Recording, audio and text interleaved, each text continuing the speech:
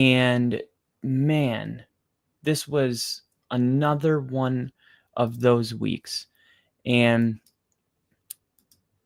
I'll just say right off the bat, the most shocking is going to be the Carolina Panthers game by far. Okay. Look at this. This was what it looked like going into the Carolina Panthers game. Nobody, and I mean nobody, believed that the Carolina Panthers actually had an opportunity to win this game. And maybe there was a couple people out there that were optimistic, but let's be real. Nobody saw a 30-0 shutout taking place. You didn't see that coming.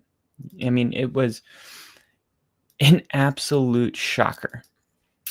And I don't even know like what we do with this, because there's a part of me that wants to legitimately like throw this in the doesn't mean anything file and just say I need to see Carolina play really good next week to make any sense of this, because is this like a one-offer, or is this the Falcons having a bad game? Are the Panthers' offseason moves to upgrade the league's worst defense finally paying off? Is that what we're seeing? It helped that Bryce Young didn't have any turnovers in the first half. In his first 2 games, he had 4 turnovers. And it also helps when you're not playing from behind. And it also helped that Atlanta missed 2 field goals early in the game, and then special teams controlled the field position. That being said, the Carolina Panthers defense made plays. There was a pick 6 in this game by Smith Wade. Mike Jackson had a pick. Christian Roosboom was everywhere. The bottom line is, I'm not saying I'm going to overreact to this, but I will say that this is not the NFL's worst defense anymore. That I'm officially ready to jump on the jump off the ledge and say that. But yeah, man, what is wrong with what was supposed to be this high-powered Falcons offense? Well, it's kind of normal, right? When you start to trust them, they disappoint you. They do, and this is exactly what we've become, accustomed to. The Falcons, they had a goal of being the best offense in the league this season. I know there's a lot of people out there that had Bijan Robinson starting today. They have not been close to the best offense in the NFL. Now, think about this. Atlanta had a touchdown in its past 2 games. Only 1 touchdown. Michael Penix Jr., he had the worst outing of his career today. Plays seem to be getting into, I don't know if it's him getting the plays late or if he's having a hard time getting out of the huddle, but plays seem to be good. The play clock seems to be going down 2-1, got to call a timeout, take a penalty. Receivers are dropping the ball everywhere. The running game, which is like the bright spot, right, with Bijan Robinson. And Bijan, in his defense, like he had a decent game. But in this game, like the Carolina, once they got ahead, the Falcons were playing from behind, and Zach Robinson, as the offensive coordinator, he needs to figure out what exactly is not clicking with this offense before it's too late, because we saw Tampa Bay get another win today, and Falcons really believe that they were going to be a contender. And look, this was a game that everybody had Atlanta winning, and they were like the Atlanta Falcons. This was real analysts saying they might be the new 49ers. The Bijan Robinsons, the CMC, good quarterback play, great weapons. Their defense was starting to generate pressures. Their first round draft pick was having like the most pressures of any rookie week one. So Atlanta was really starting to feel like a team that was coming together. And if they build every single week, this would have been a game that, had they won it, like, I don't know, 30-7, people would have put Atlanta in their top 10, right? But they lose it 30-0, which I don't even know like where that takes us. Okay. Like I said, this is one of those games where I'm going to just file it in the didn't happen. Of course, I'm going to keep in mind that Carolina's defense is playing really good right now. And Bryce Young, when he doesn't have any turnovers, but I already knew what he was capable of last year. I saw it when he closed out the season, right? He played really good. And just because of this one game, I'm not going to be like, like watch the betting lines next week.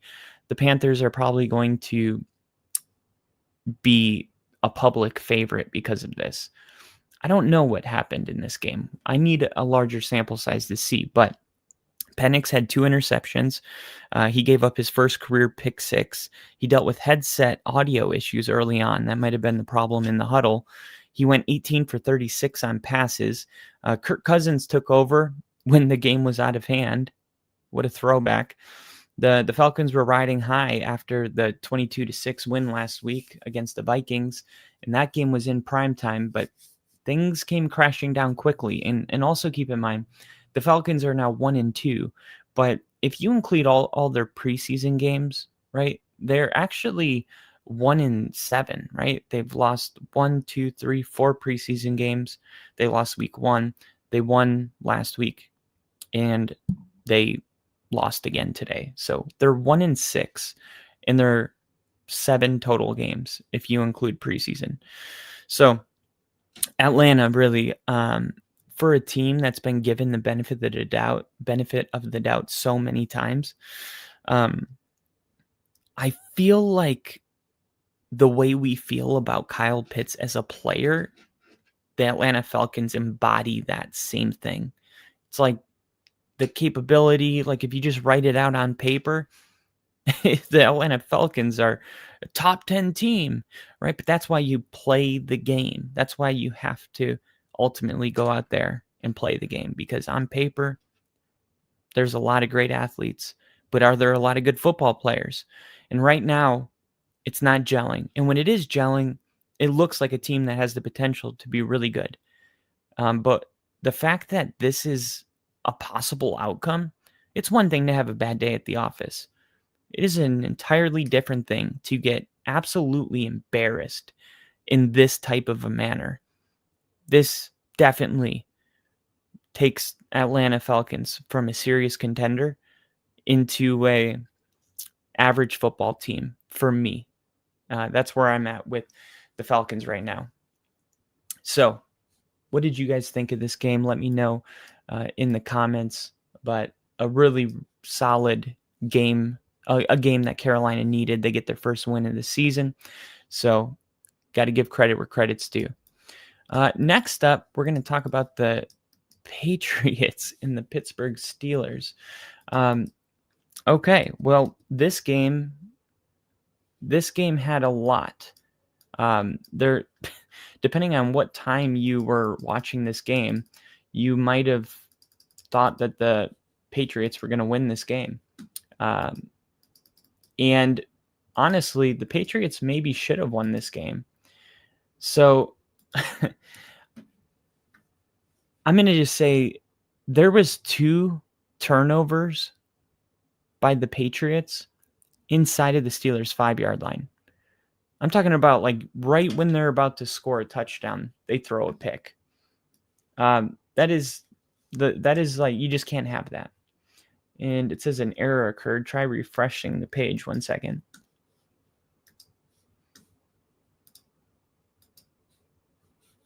You see something? All right. See if that helped.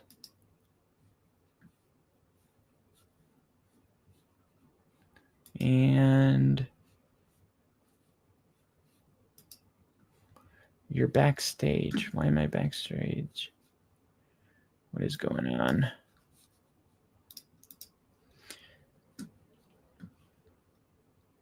Okay. Oh, let's see. What is going on?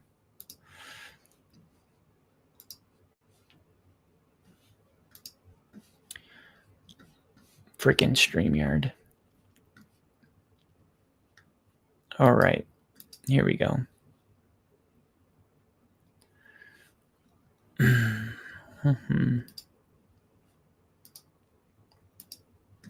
All right.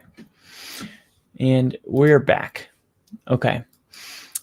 And if you guys are watching this on my X, go over to the Only Football podcast on X. And I'm going to put it up here because it seems to be that when I'm streaming from two places, FTBLONLYPODCAST. This is, it won't let me. This is not working when I try to stream from both. So the Only Football podcast on YouTube, it's on Twitter or X.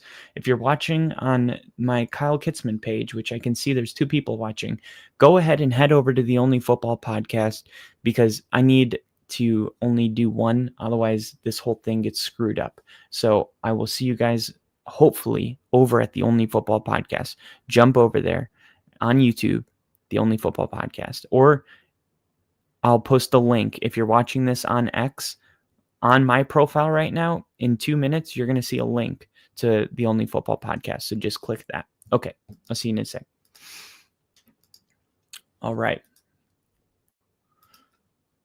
Sorry about that. Had to work through some technical difficulties. Now I just need to go to YouTube and make sure that this is rolling and everything's good. Let's see. Yep, we got the recap. And all right. Let me see, make sure it's up. Yep, everything sounds good. Cool. And share. And now I will post it right here. Week 3 recap.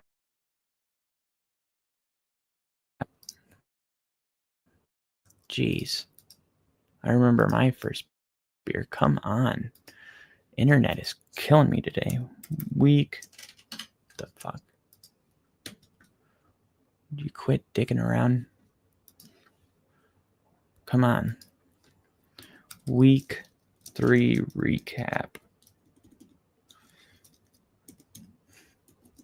Control V. Boom. Okay. There. We got that taken care of.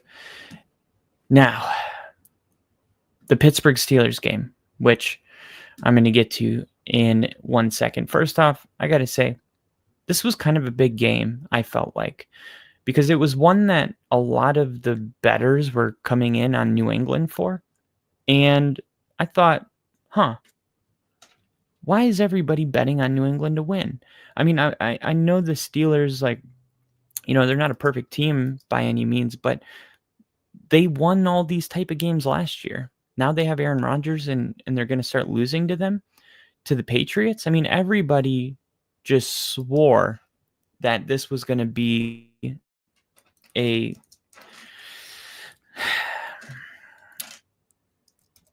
upset. Pittsburgh Steelers upset. I didn't see it happening. And I decided, I was like, look, if I'm wrong about this, I'm wrong about it. But give me the freaking Steelers. And the Steelers, there was plenty of opportunities for them to lose this game or for this game to get, I don't know. I don't want to say out of hand, but I mean, 2 times they're inside the 5. We saw Ramondre Stevenson fumble it on the 1 yard line. Like, there's a lot of points off the board for the New England Patriots in this game.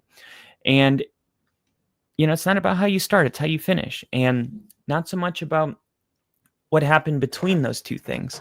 That was the case in this game because the Steelers, they scored touchdowns on back-to-back drives. And when this game first started, you thought, oh my God, this might get ugly. I remember looking at my bet with the Steelers going, all right, don't have to worry about this game. And then they went cold for the better part of 2 quarters. Then they went on a 9-play, 67-yard drive. The possession capped by a 17-yard touchdown, Aaron Rodgers to Calvin Austin III, who has become his number 2, right? A lot of people didn't think that was going to be his number 2.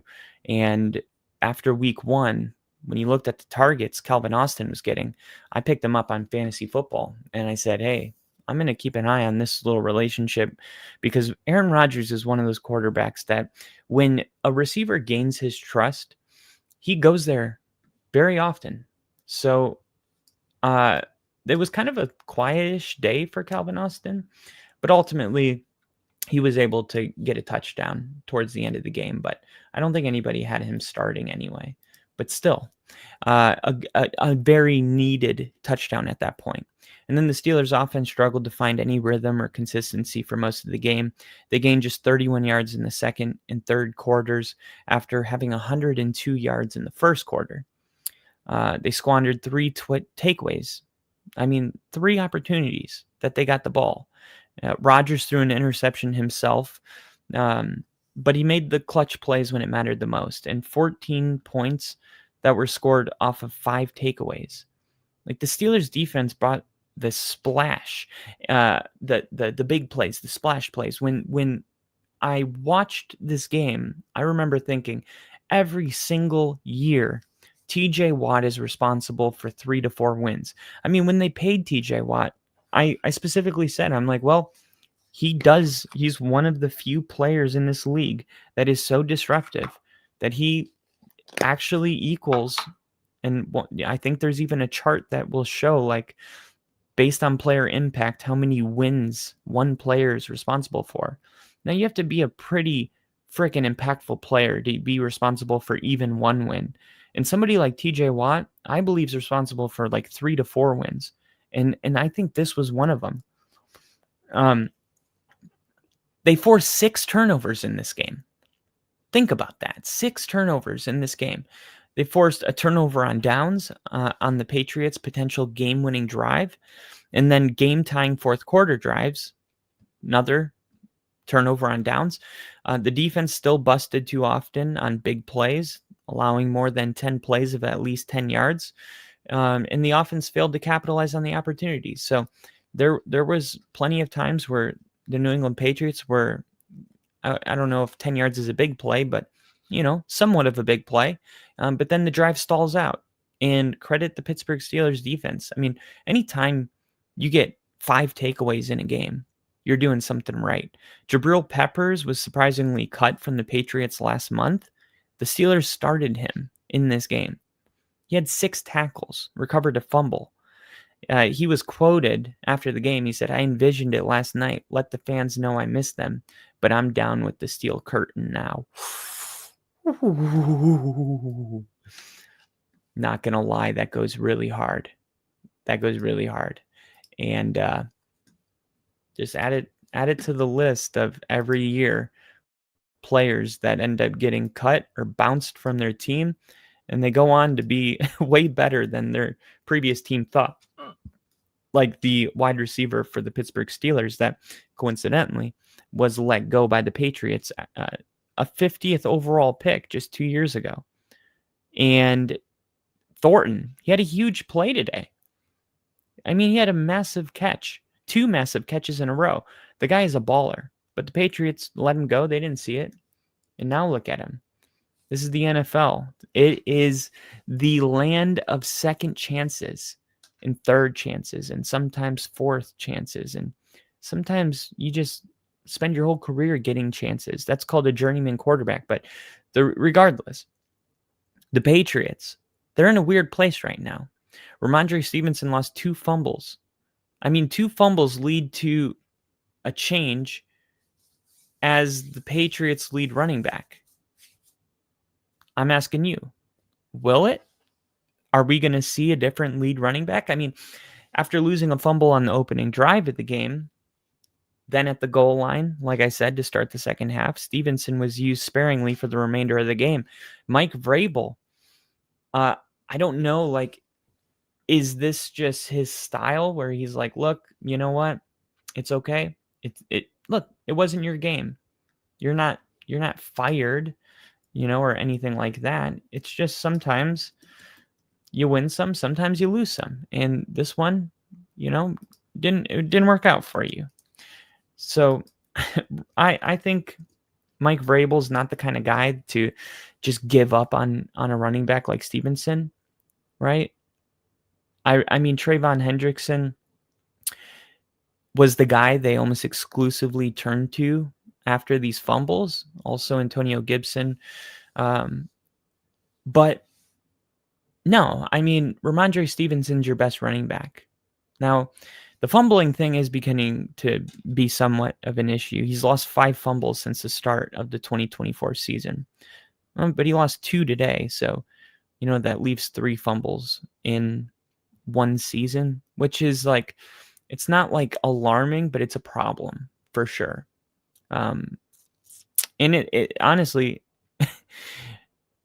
I don't know if this is something Mike Vrabel is going to be okay with. It's the most of any NFL running back, according to ESPN's research. Stevenson also became the first Patriot player to lose 2 fumbles in a game since Tom Brady in 2014 at the Dolphins. A couple stats to know in this one. Hunter Henry, 10th season. He had his 5th career game with multiple touchdown receptions and his first since week 14 of 2023. So 3 of Henry's multiple touchdown games have come against Pittsburgh. Isn't that weird? Let me say that one more time. Hunter Henry has 5 games in his career with multiple touchdowns, and 3 of them have been against the Steelers. They're not even division rivalries. It's crazy. Also, Henry moved into 3rd place on the Patriots all-time list for receptions for a tight end. That's insane, right? He hasn't been there that long to me, but he's already in 3rd place all time. That's craziness. Best quote from the locker room. I could have given him a different ball flight in the back corner of the end zone for a touchdown. Drake May said of his late second interception in the second quarter, intended for Kayshon Boutte, that was tipped by Steelers defensive tackle Cameron Hayward for an interception. The Patriots were amid a 17-play, 94-yard drive that lasted 7 minutes. I could have given him a different ball flight in the back corner of the end zone. So, man, a tough one, a tough loss for the Patriots. But I think the Patriots, they have a couple issues that fundamentally they need to figure out. All right, here's one of the things I wanted to show. The Steelers' defense forced 5 turnovers against the Patriots, gaining a combined 75.7 percentage points in win probability on those plays. 2 of those turnovers came inside of the 5. If you show me who wins the turnover battle, you're usually showing me who's going to win the game. 75.7 percentage points in win probability went to the Steelers because of those turnovers. I'm not really sure, I know what it means, but I don't know, how they can even do that, because it's okay, so if your win probability was at 40 and then you got an interception and your win probability went to 50, do you just count the difference 10? And then the next interception, you count the difference again. You did that 5 times and it equaled 75.7 percentage points. That's how I see it, which is pretty insane. Here's another one. The Steelers defense. No, I'm just kidding. This one. Patriots left tackle Will Campbell. A lot of people had questions about Will Campbell. They said that his arms were not long enough. Well, according to Next Gen Stats, on 47 passing snaps, he only allowed 7 pressures, 0 sacks, and he allowed a 87.2 one-on-one win rate. So Will Campbell having a really great game today for the Patriots. I guess if you're looking for a silver lining as a Patriots fan, that's it right there. The other thing was today was the first time Aaron Rodgers hadn't been sacked in a game since 2022. The Patriots struggled to generate a pass rush. No Steelers offensive lineman allowed more than one pressure. What? It's pretty crazy because going into this game, Aaron Rodgers could not stand up straight. He was getting knocked down from all over. So the Patriots have a serious problem. Okay, number one, this is why Will Campbell looked, so good, is because the Steelers actually do have a good pass rush. On the other side of things, the Pittsburgh Steelers offensive line had been horrible all season. And now you're telling me that Aaron Rodgers only had one pressure, 0 sacks? Like, the Patriots it's simple. They're not getting pressure. They're not getting pressure. This is part of the reason they're not winning games. The turnovers, the pressures, the fumbles on the goal line, like the Patriots should have won this game. And the Patriots probably feel very similar to how Denver fan feels, right? It sucks when you lose a game because you beat yourself. You fumbled twice inside the 5-yard line. I mean, that's 14 points off the board. Your defense did enough to slow Aaron Rodgers. I mean, they got 21 points. So what? You got 14 and you left 14 off the board. And who knows what else would have happened if Drake May didn't throw an interception in the end zone as well. Like, a lot of just self-inflicted wounds, not getting pressure after the quarterback and not capitalizing on field position. And that goes for the Steelers too. Like, the Steelers didn't capitalize on much of those fumble recoveries. They were punting it shortly after. So they did get 14 points off the 5 takeaways. So for now, the Steelers are going to keep on rolling. And this is kind of what I thought about this game going into it. And it's ultimately why I picked the Steelers to win it. Look, the Steelers are going to win football games like this. Aaron Rodgers had 139 passing yards. Not every week is it going to be 300 yards passing, multiple touchdowns, right? He had multiple touchdowns today, but I mean, you also had Warren carry it 18 times for only 47 yards. Kenneth Gainwell, 4 carries for 16 yards. Maybe there's something there. At least he's getting 4 yards a carry. 18 carries, only 47 yards. Longest run of the day, 11 yards. That's not good, guys. The Pittsburgh Steelers, they haven't been running the football that well. And that kind of sucks because when the offensive line has been as bad as Pittsburgh's has been, running the football is one way to try to help out your offensive line a little bit. You can minimize the damage if you can run the football really well, kind of cover up some of your blemishes. But if you got Aaron Rodgers throwing the ball 40 times because you can't run the ball and the pass rush is just cooking all night, you're going to struggle. And the Pittsburgh Steelers, they didn't really run the ball effectively, but they didn't give up on it either. They won a gritty game, just like we expected. I think the under for this game was like 44.5 maybe. And what do you get? 21, 28, 35 points scored. Kind of a low scoring affair. But the Steelers come out on top. This is what I predicted. Exactly what I thought would happen. All right. Now, going to the upset of the week, and you guys probably know what game I'm already talking about before I say anything. And I'm actually disappointed about this game, to be totally honest with you guys, because the Green Bay Packers had no business losing this game. All right. The Browns did not find a formula to win games. They didn't. And the fact that this is going to go down as a win, if you're a Browns fan, you should be mad, right? Why should you be mad? You won. Because you're delaying the inevitable. It's like if I make a dumb decision and I don't pay any consequences for it, it's not a good thing, right? There's no reason Joe Flacco should be the quarterback of this team, right? 3 quarters, the offense was lifeless. I mean, the defense did everything it could to keep Cleveland alive in this game. Yeah, there was no complimentary football. All right, the defense was doing everything it could. Right, you see, 10 points for Green Bay, only 10 points. Right, and then when the offense did find, if you want to say rhythm, it wasn't really rhythm. There was an interception that went back to the 5-yard line, and the Browns were able to score.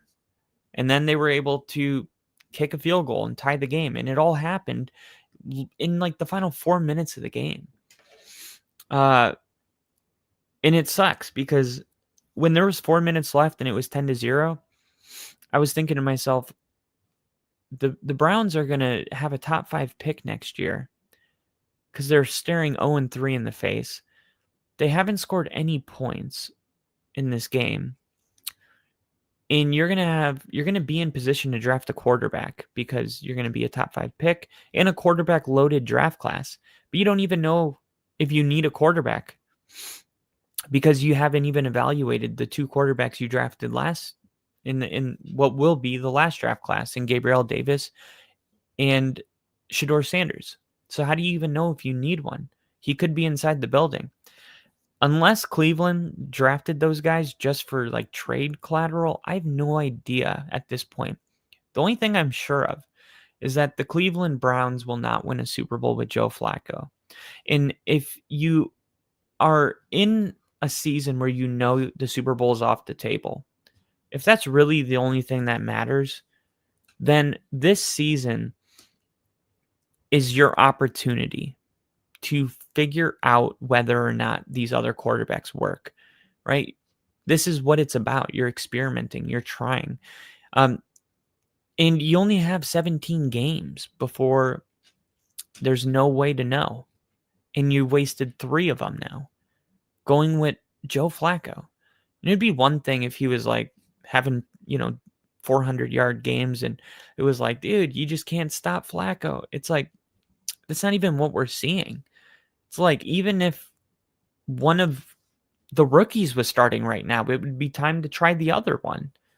Like, let alone it being a 40-something-year-old quarterback that's starting over these rookies. I don't understand it. I really don't.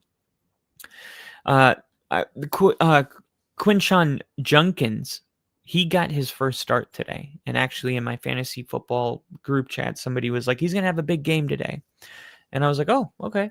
He had a 38-yard run in the fourth quarter. That gives him 2 of the Browns' longest plays of the season. He finished with 94 yards and a touchdown on 18 carries.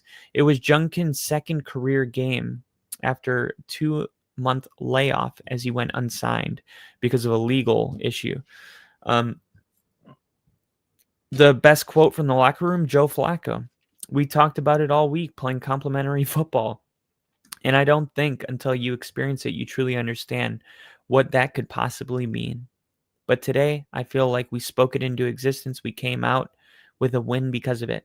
Bro, you didn't play complimentary football. Your defense won you the football game.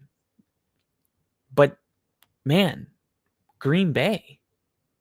How concerning should the Packers be about their offensive struggles in this game? I mean, the Browns defense is no joke. Cleveland came in with the number 1 overall defense, not scoring a touchdown until 3 minutes and 23 seconds left in the third quarter, and then turning the ball over late in the fourth quarter on a terrible interception by Jordan Love, who hadn't thrown a pick for the first 11 quarters of the season. Let's think about this. Green Bay, no touchdown until the third quarter, 3 minutes left. I mean, the interception Jordan Love threw was a terrible interception, and that's becoming like his signature thing. It's like he doesn't throw a ton of picks, but when he does, they are just disgusting interceptions. And the reason I think that's burned into my head is because of the 49ers NFC divisional round, where the Packers needed a field goal, and he just threw the worst interception to end the game. Jordan Love, to his credit, hadn't thrown an interception for the first 11 quarters of the season. So this was kind of weird, right? Even on the drive that put them in position to attempt a go-ahead field goal, ultimately it was blocked with 27 seconds left. Their best play was a 20-yard pass interference penalty. Plus, the Packers lost 2 starting offensive linemen. Right tackle Zach Tom after just one play, and then they lost Aaron Banks to a groin injury. So now you're seeing the offensive line, having some issues. Jayden Reed's already out. And this was the first game without Jayden Reed, who had been playing a significant role in the offense. And we didn't, if you're a Packer fan, you didn't like what you saw, right? Sample size is 1 game, but you're hoping you can get these linemen back. And you're hoping that some of these other receivers like Matthew Golden can step up. He had a big catch that I remember late in this game. I remember thinking, oh, there he is. I shouldn't be like, oh, there he is. It's a first-round wide receiver. Should be making plays the entire game. Rashawn Gary might be on his way to his first double-digit sack season, though. He was their first rounder in 2019. He sacked Joe Flacco twice, bringing his 3-game total to 4.5. Of course, the addition of Micah Parsons is helping Rashawn Gary perhaps more than anyone. But best quote from the locker room was Micah Parsons. Speaking of Micah Parsons, he said, sometimes, just like today, you shit the bed. That's just the reality of it. It happens to the best teams. Even the best Super Bowl champs make mistakes. They pay for it early. You go back to the history of champions and who they played and games they should have won. It's just that competitive. I agree with Micah Parsons 100%.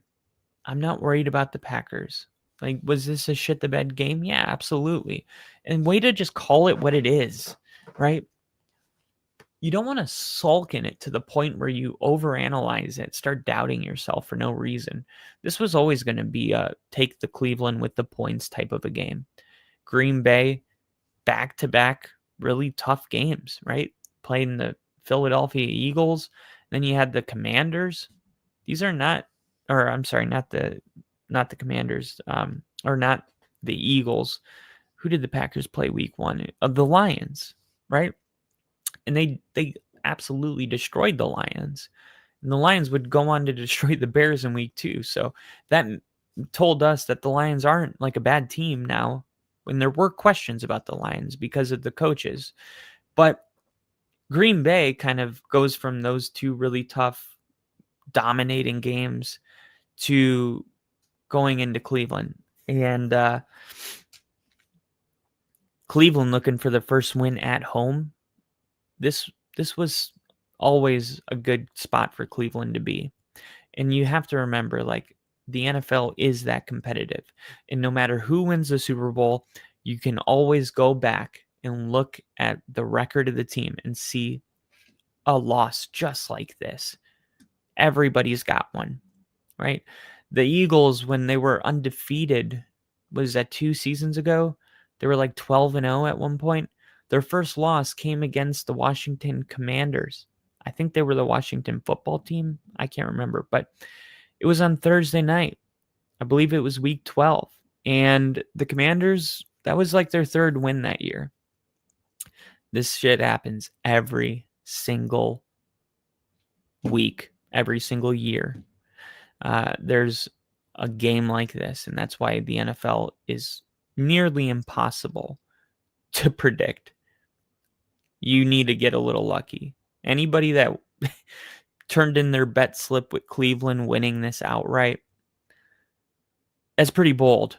I'm not going to say they got lucky, but if they got the other 16 games right with this, they got lucky.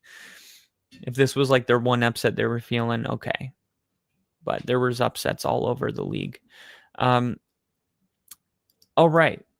And speaking of upsets, man, this one kind of sucks. All right. Because the Philadelphia Eagles should have lost this game. They should have lost this game. The Rams should have won this game. Now, I'm not saying like the Eagles deserve to lose the game or anything like that. I'm just saying the Rams were blowing the Eagles out. And I swear, like, this was another game where I said Eagles are going to come back and win because I've seen it so many times. So many times. The one play that was like actually horseshit for the Eagles. Let's just get this out of the way right away from the beginning. Jalen Hurts. Line set, play clock. 3, 2, 1, 0. 1 Mississippi, 2 Mississippi. Ball snapped. No flag for delay of game. No flag. Sean McVay was livid on the sideline. They barely showed him. I was watching it going, how is that not a delay game? I mean, it was a delay game. I mean, how did it not get called? And the Eagles scored on that play, touchdown, A.J. Brown, which is cool because when the NFL shows this, on their highlights, we're going to be able to see it because it was a scoring play that didn't get called. So I'm going to be able to pull this up and I'll share it with you. This was a big miss. The offense sprang to life in the second half. That's pretty much the story for the Eagles.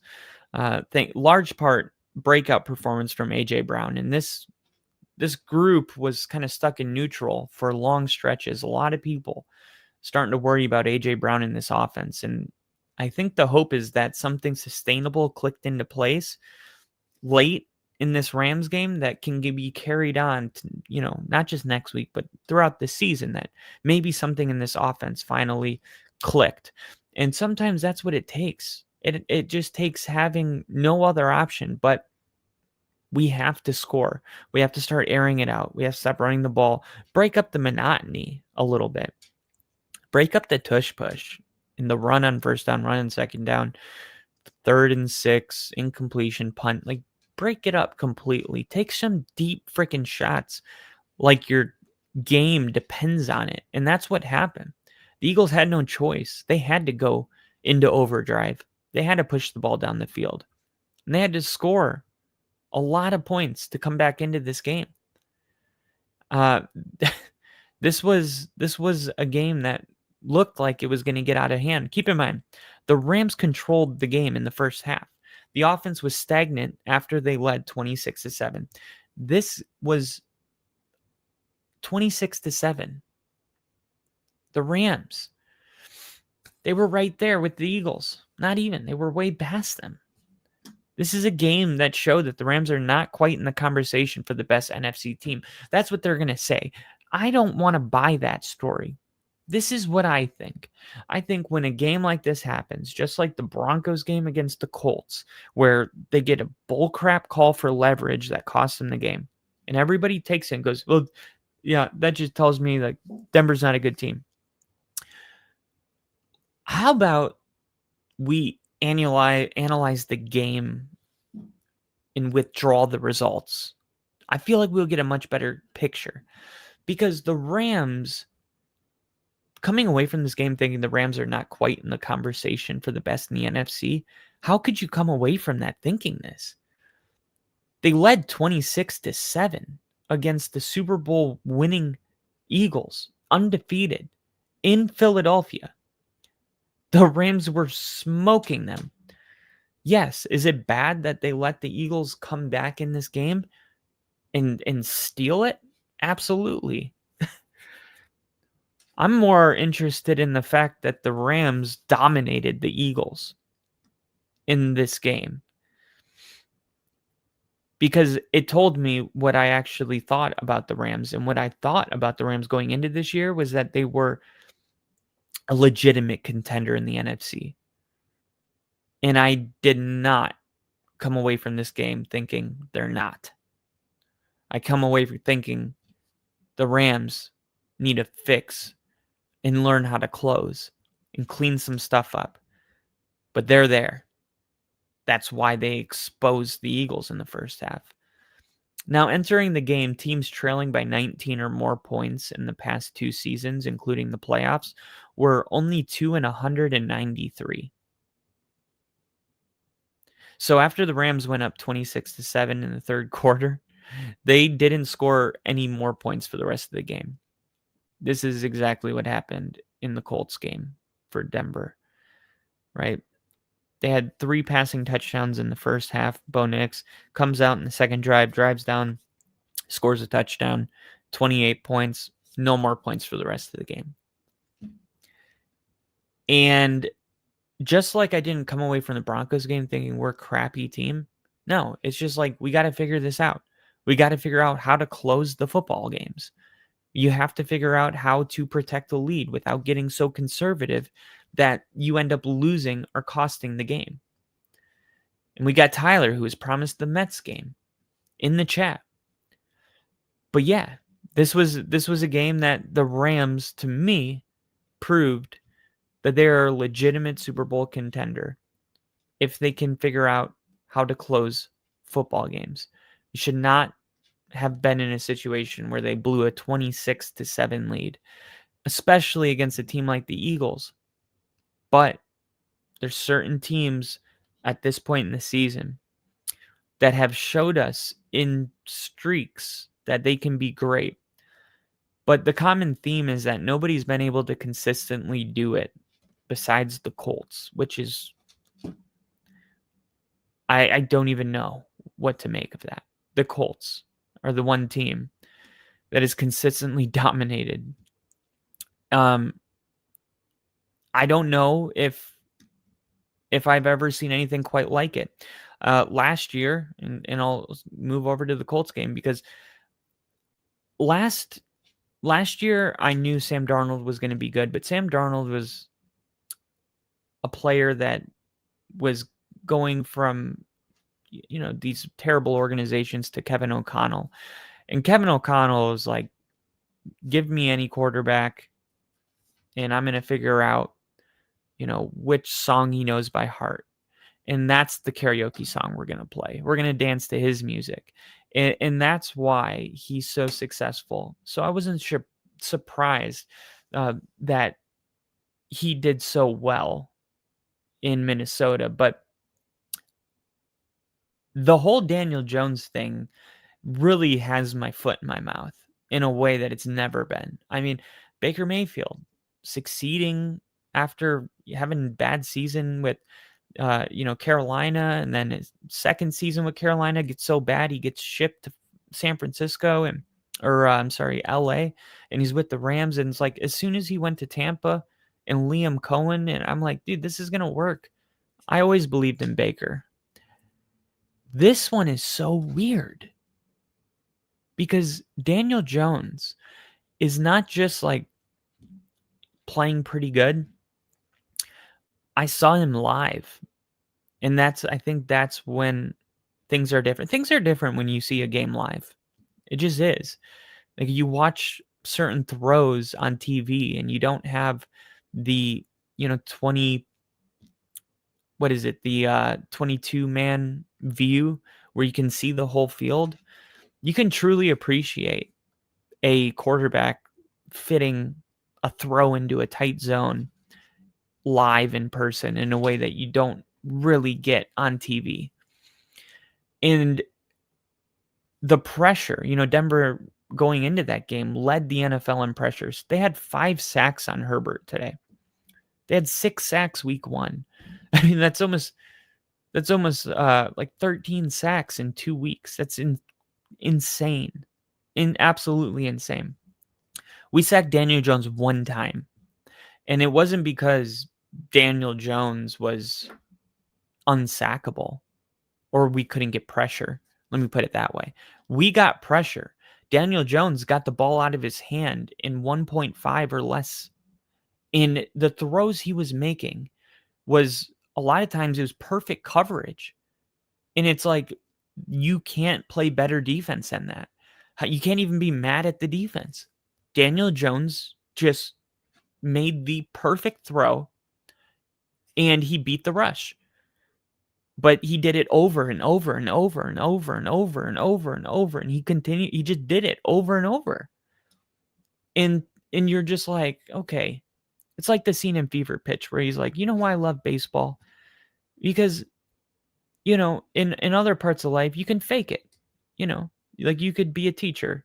You could fake being a good teacher, you can kind of fake it, fake it till you make it. He goes, not in baseball. Baseball's simple. You can hit it. You can either hit a curveball or you can't.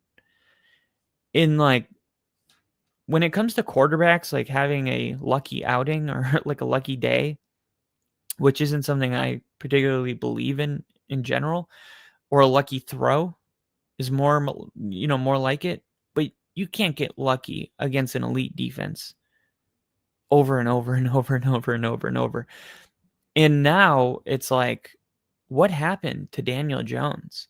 I mean, he is playing like a legitimate MVP. I mean, this was a joke a couple weeks ago. And then it was like even funnier after they beat Denver because of the penalty.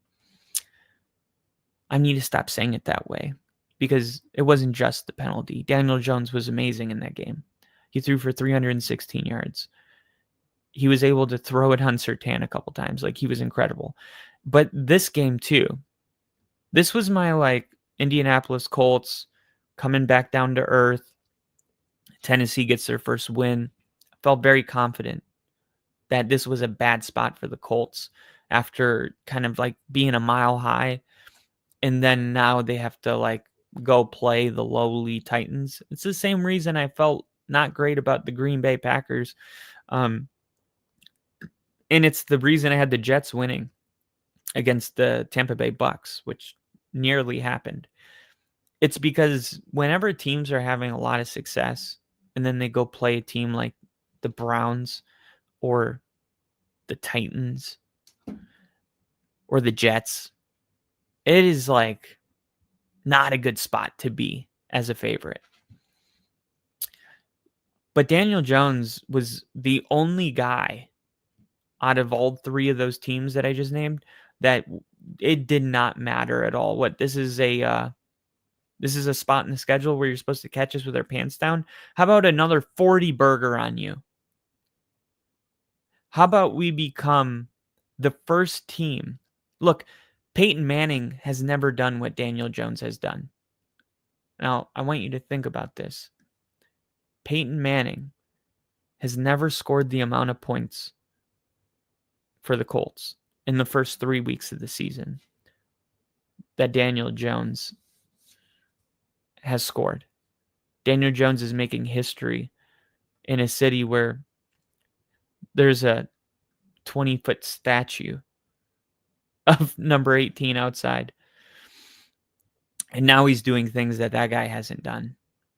How is he doing it? Well, the turnover margin for one. The Colts are one of the 4 teams left that haven't committed a turnover. And that keeps drives alive when you're not shooting yourself in the foot. Daniel Jones spreading the ball around, that's what's really impressive. He doesn't have like one guy. It's everybody. And man, the rookie Tyler Warren, dude, this guy is incredible. And all of a sudden, you're looking at this team. Meanwhile, Jonathan Taylor continues to roll. He's leading the NFL in rushing. He's got 3 touchdowns now in like back-to-back weeks. But like, you look at this team and you're like, okay, they got a really good offensive line. They spent like 3 of their 5 starters are first-round picks. They got Ali Cox. They got Michael Pittman Jr., who's like turning into the Terry McLaurin of the AFC. Just underappreciated, but very consistent. I don't know why Michael Pittman doesn't get more love. So you got 2 good receivers. Then you draft Tyler Warren, who's like one of the greatest tight end prospects ever. And then you have the best, second, third best running back in the NFL and a really great offensive line. And it's like, whoa, this whole entire time, the Colts, they were just looking for a point guard. They like, look, we got the weapons, we got the play caller, we got everything.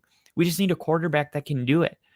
And that's why Anthony Richardson's not starting. I mean, you don't spend a 3rd overall draft pick on a quarterback and bench him after 1 season if you're 100% certain, if you're not 100% certain that he's not the guy. And once Shane Steichen's job was on the line, He said, okay, well, if my job's on the line, then I'm going to go with my quarterback because I need to be able to call my plays. You can't give me my playbook, rip out 75% of it, and say, you're coaching for your job. Here you go. And that's why he decided to go with Daniel Jones. And Daniel Jones is the point guard that the Colts needed this entire time. And Jonathan Taylor's like, he's on a tear. I mean, he's looking like, if he's not the favorite to win Offensive Player of the Year, take the odds right now. And actually, as I'm speaking, I'm gonna bet on it right now because that's gonna hit. I don't know if he's gonna be the favorite already, but by tomorrow morning he will be. Here we go. We got a super chat. This is propaganda. What is this? Oh, black. Why is it black? This is propaganda. Okay, let's see. Dude, what if Daniel Jones won MVP? All right, so here's where the awards stand right now. We were promised the Mets game. There is no Mets game on the Only Football podcast. Yep, Jonathan Taylor. He's the favorite to win Offensive Player of the Year. And I'm going to leave that up. So Jonathan Taylor, plus 470 to win Offensive Player of the Year. Defensive Player of the Year. Man, I still like it. I still like, man, I don't know, dude. Nick Bonito's kind of on a tear. I think it's possible Nick Bonito could win it. He's got, 5 sacks already? Jared Verse is right above him. He's my favorite. Micah Parsons, I don't know. Rashawn Gary, I think, has more sacks than Micah Parsons already.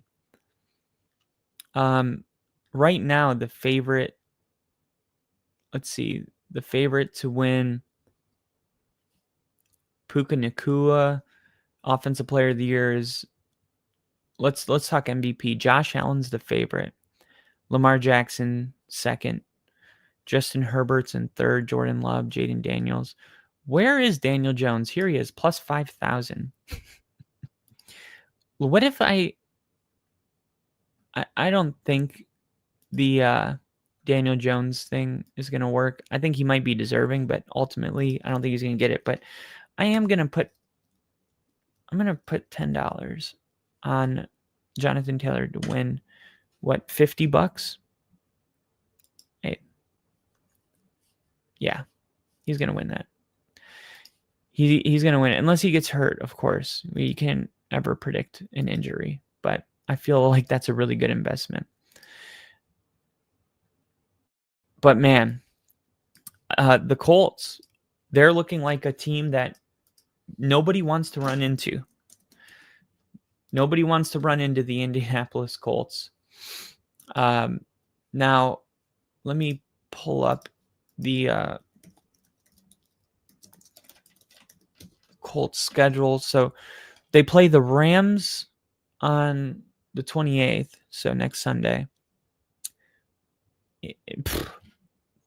I can tell you right now, this is my don't touch it next week, because the Rams were up 26-6 against the Eagles and somehow collapsed.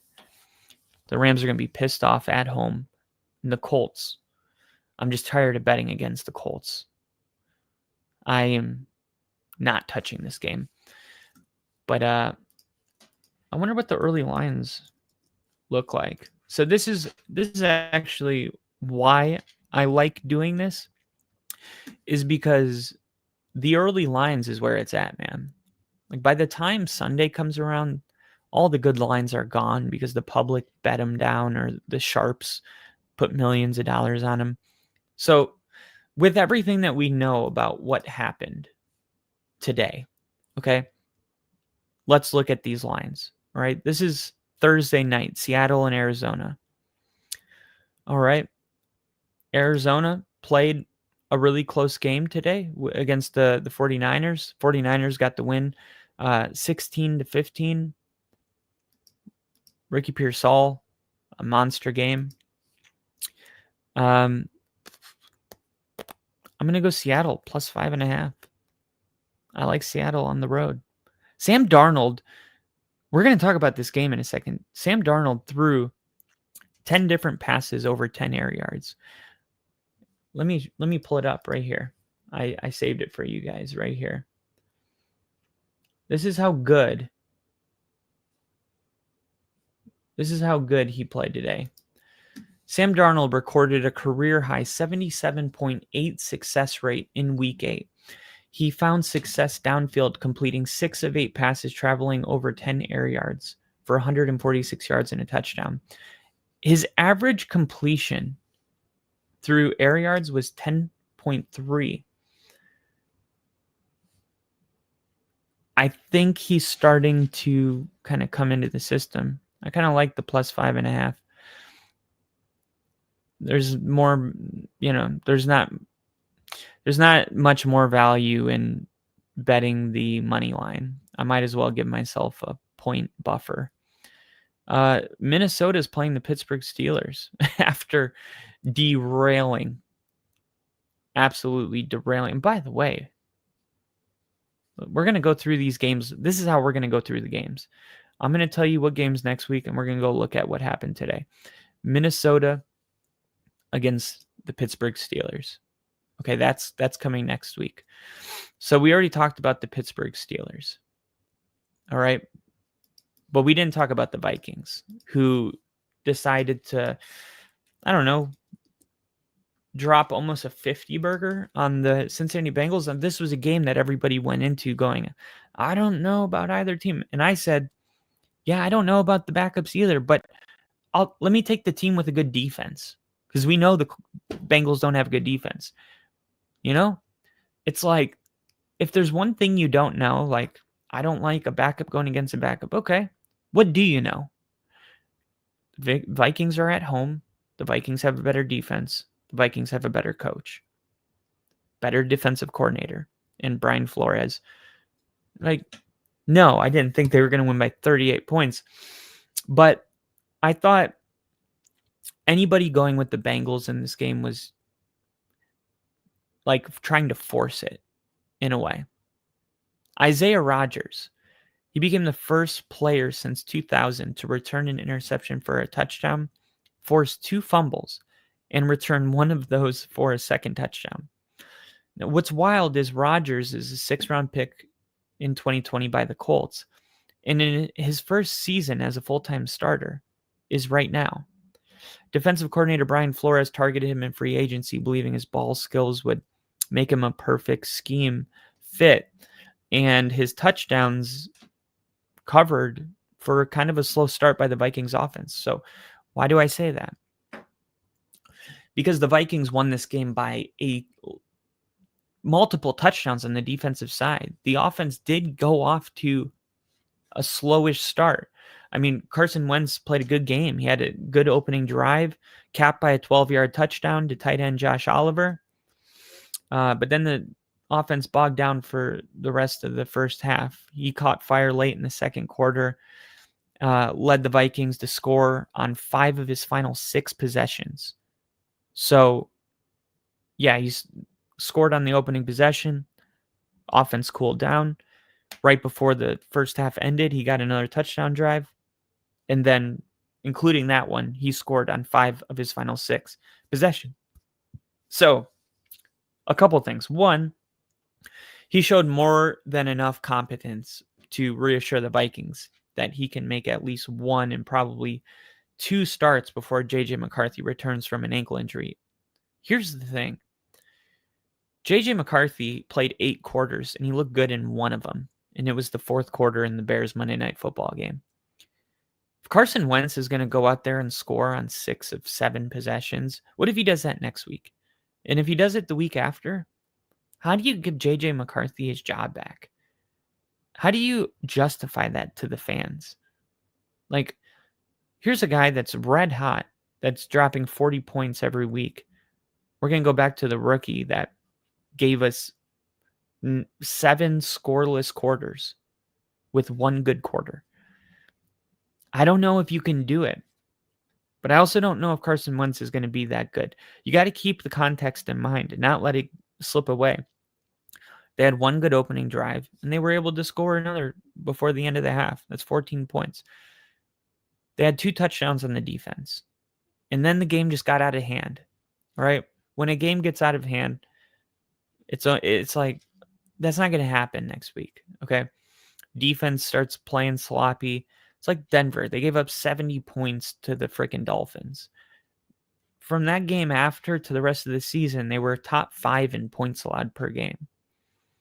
Like, it would have been so dumb to be like, well, they gave up 70 against the Dolphins. They're probably going to give up, 50 to, the Bears, who they played the week after. No. It's just not how the NFL works.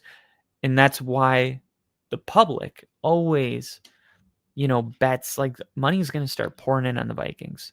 Right now, the line is at -1.5. The Vikings are the favorite. Okay. This is a Sunday morning game in Germany. I'm assuming Germany because it's at 8:30 in the morning. The Vikings traveling, Steelers traveling, Steelers coming off a win, Vikings coming off a win. To me, this is just another don't touch it. But at -1.5, I'm going to wait. I'm going to see what the public does with this line. Because if money starts pouring in on the Vikings, the Steelers could end up being a 3-point underdog in this game. I would much rather take the Steelers +3 than jump early on a 1.5 line that I didn't have to. Because no matter what happens to this line, whether it doesn't move or it does move, I have nothing to lose because it can't get bet any down. It's 1.5. What's it going to do? Go to 1? So, not really big into that one. The Philadelphia Eagles are playing at Tampa Bay. Now, this is going to be a good game. Tampa Bay is +3, and Tampa Bay's at home in this game. Man, it's a lot of tough ones. Holy crap. The Saints are 16.5-point underdogs against the Bills. Wow. I think I have to take the 16.5. I mean, I know they lost by a large margin today, but this is another one of those where, like, people just get carried away. Like, the Saints' first 2 they're 0-3, but their first 2 losses, they lost by 1 score in both of them. Then they finally get blown out today. That doesn't mean it's going to happen next week. 17 points? That's a big win. It's almost too big to touch.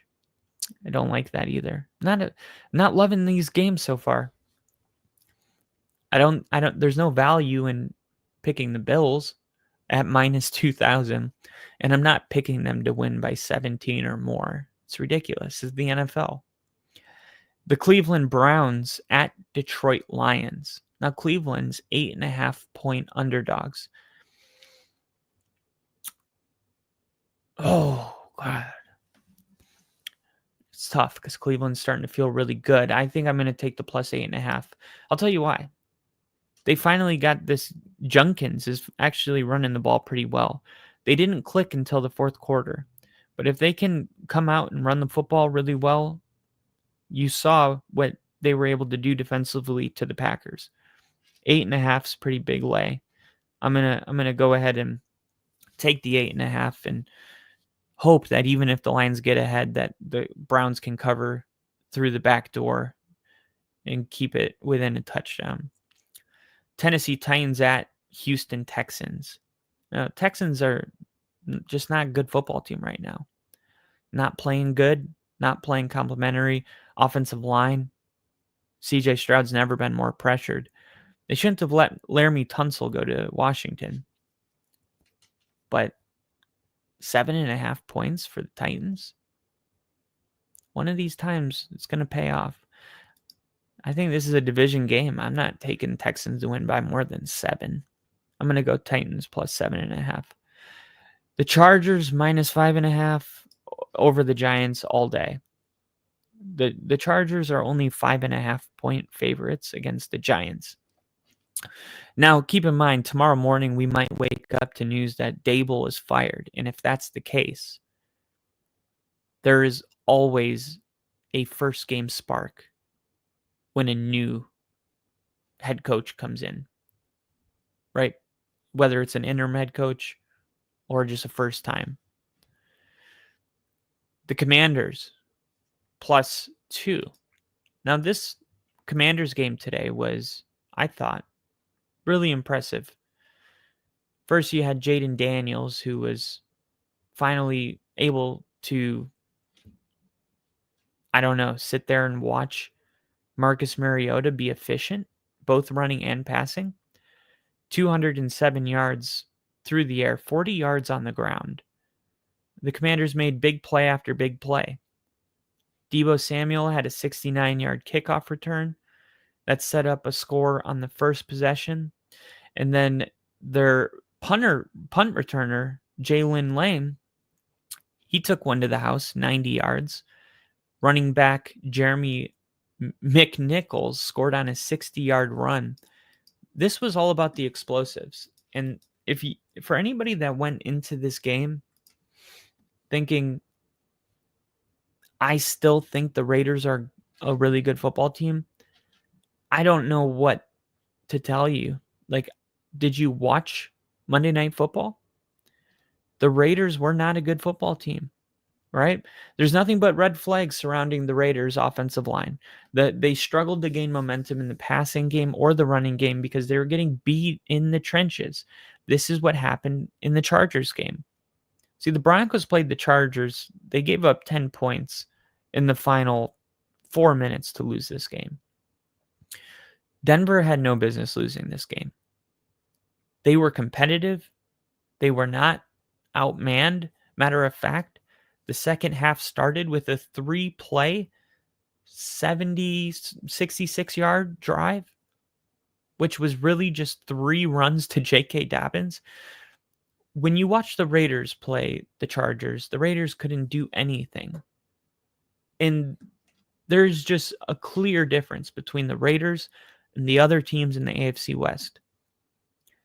So I think with Smith under duress throughout the afternoon, getting pressured 19 times and sacked 5 times was probably part of the reason their offense couldn't get going.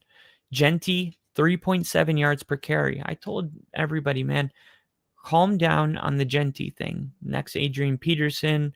He's drafting him 3-4 overall in some leagues. And he has no open space to exploit. It's not even him. There was multiple times when Genty was greeted by Washington defenders as soon as he was given the ball. Now, how many times have we seen this where a team's trying to run the football and as soon as the running back gets the ball in their hand, they're getting blown up? Max Crosby had a hard time getting anything going. This might be the biggest surprise because he was going against rookie offensive tackle Josh Connerly. The Raiders had a sack in 11 matchups against the first-round pick, but then the sack came late in the fourth quarter when the game was out of reach. So this was a game that the Raiders no doubt went into the locker room and said, all right, let's just move past this and not let it define our season. Okay? We came in here on a short night. Look, and I said this in my fantasy group chat. There was somebody saying, I like the Raiders this week. They take the points. I'm like, the Raiders are in a terrible spot. Right? First off, they look like crap. Second off, they're on a short week. Third off, the Commanders are on extra rest. Fourth off, the Commanders are coming off a bad loss against the Green Bay Packers. after losing, a terrible game. So this was a get right game for the Commanders. And I guess the only downside to it is that they had to do it without Jaden Daniels. Now, we talked about Seattle in their blowout win. All right. Now, did they look as good as were they as really as good as they looked in their blowout win?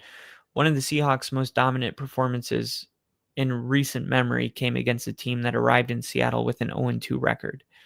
A rookie head coach, a second-year quarterback who nobody really believes in, let's be honest, in Spencer Riddler, a banged-up offensive line. Right? This is how Seattle got their most dominant performance in recent memory. Then again, though, the Saints had a chance to win or tie on their last possession losses to Arizona and San Francisco. And this is what I was trying to remind people, especially when I see the 17.5-point spread with the friggin' Saints and Bills next week. Saints played those other two guys' games really close, right? This one just got away from them. I mean, either way, in all three phases, it was a whooping by Seattle. And it was so much so that the team was pretty much pulling all of its starters early in the fourth quarter. It'll help with an NFC West game at Arizona in 4 days. Get that extra rest. Among the reasons, though, the Seahawks saw Sam Darnold as a good fit in Clint Kubiak's offense is that the quarterback's ability to throw on the run during designed rollouts. And he showed that skill all offseason. Last week in Pittsburgh on a pivotal fourth down, he did it again on his first touchdown today, throwing on the money to JSN while rolling to his left. Darnold threw another touchdown and completed 14 of 18 for 218 yards in 3 quarters before giving the keys to Drew Lock. You like what I did there? But yeah, the Saints had 11 penalties in this game. They're now averaging 10.3 penalties per game, which is not possibly, it is a symptom of a bigger issue. Unfortunately, it's under a brand new head coach. And although Kellen Moore tried to find ways to fix this issue after week 1, including bringing officials to practice, the fact that it only got worse is a troubling sign of the state of this team. And I think that's probably why some people feel confident laying the 16.5 points with Buffalo beating the Saints next week. All right. Well, that is going to be the first half of my week 3 recap. Tomorrow, you can catch the second half of it. I'm going to talk Bears, Cowboys. I'm going to talk about the Cardinals and Niners. I'm going to talk Broncos, Chargers, Giants, and Kansas City.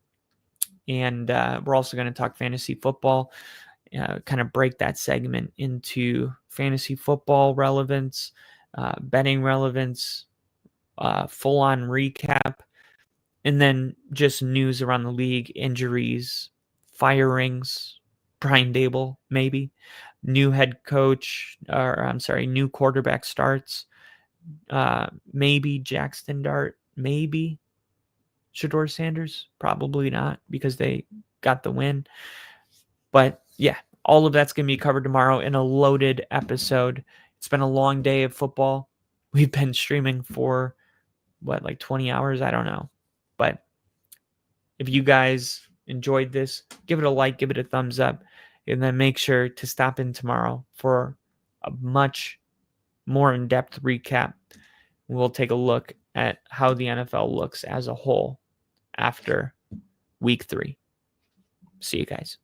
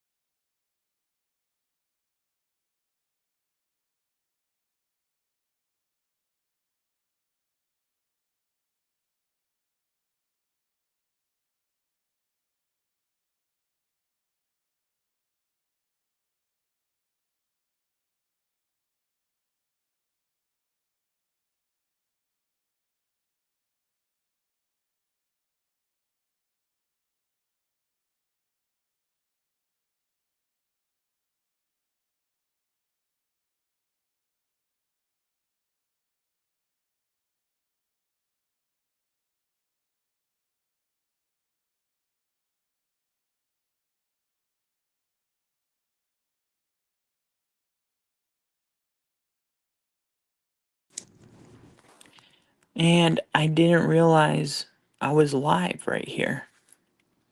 I just came down on my YouTube channel, opened it up, and I saw that I was live upstairs somehow.